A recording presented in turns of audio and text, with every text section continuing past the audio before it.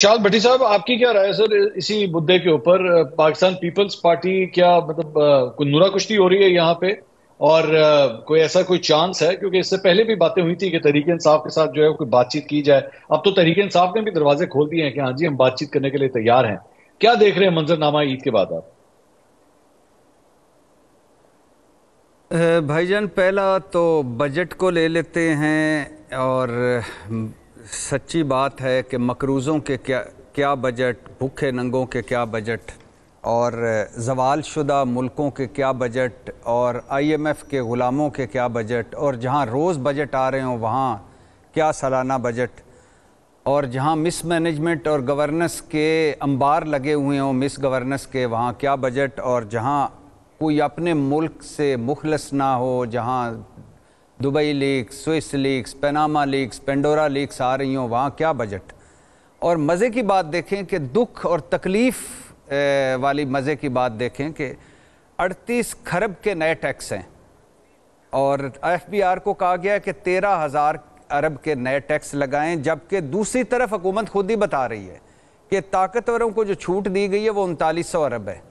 मतलब पिछले साल भी ताकतवरों ने जो छूट ली वो 1700 अरब ज़्यादा थी उससे पिछले साल। तो मतलब कि ठीक। IMF की वो नसीहतें कि खुदा के लिए एक तो सियासी बहरान ख़त्म करो, और दूसरा ऊपर वालों पर लगाओ और नीचे वालों को रिलीफ दो, वो ख़त्म।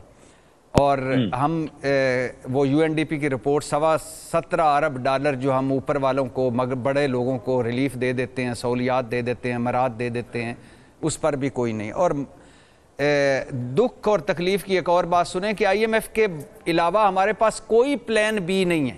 ये बड़े बड़े काबल, अरस्तू, अफलातून जो बैठे हुए हैं, इनके पास कोई प्लान B नहीं है। और सरकारी इदारों में 1000 अरब का जो खसारा है उसका भी अभी तक कोई नहीं है। हमें बड़े खुशी से बताया जाता है कि हमारी स्टील मिल तो अब स्क्रैप की हालत में बिकेगी, और सनती तरक्की मनफी में, मुआशी तरक्की मनफी में, रुपए की कदर में कमी, इंपोर्ट बढ़ रही है, एक्सपोर्ट कम हो रही है, महंगाई, बेरोज़गारी, गुर्बत में इजाफ़ा, और माशाल्लाह गधों की तादाद में भी इजाफ़ा।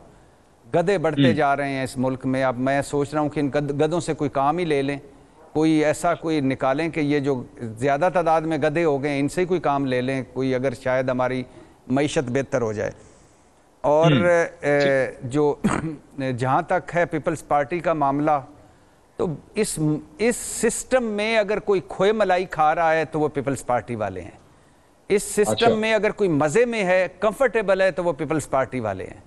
इस सिस्टम में अगर किसी के पास ओहदे हैं और रिस्पॉन्सिबिलिटी नहीं है, वो पीपल्स पार्टी वाले हैं। और ये बड़ी मज़े की गेम करते हैं क्योंकि पहुंचे हुए बुजुर्ग हैं और इनको बड़ा लंबा तजर्बा है। खैर, दूसरों को भी बड़ा तजर्बा है, लेकिन क्या करें, वो बदकिस्मती से सामने चढ़े हुए हैं। क्या है कि जब हत्के इज्जत का कानून बनता था तो बनना था, और जब बिल आया तो गवर्नर साहब छुट्टी पे चले गए। जब नैब ऑर्डिनेंस आया और इलेक्शन एक्ट में तब्दीली का ऑर्डिनेंस आया तो सदर साहब छुट्टी पे चले गए।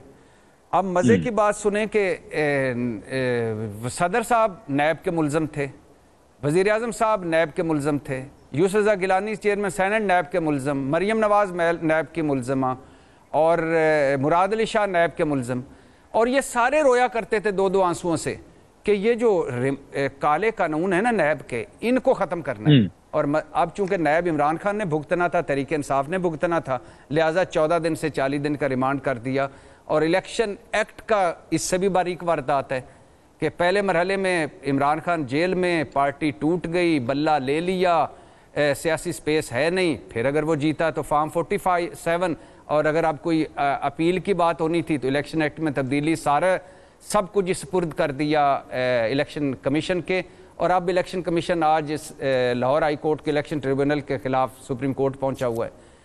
तो अब आप एक तरफ ये देखें और दूसरी तरफ बजट देखें, और तीसरी तरफ आप ईद के बाद गरीब आवाम को देखें जिन पर अभी 38 खरब के नए टैक्स लगने हैं, जिनको अभी मेरे ख्याल से अब बुनियाद उतर जाएगी, बाकी धोती रह जाएगी।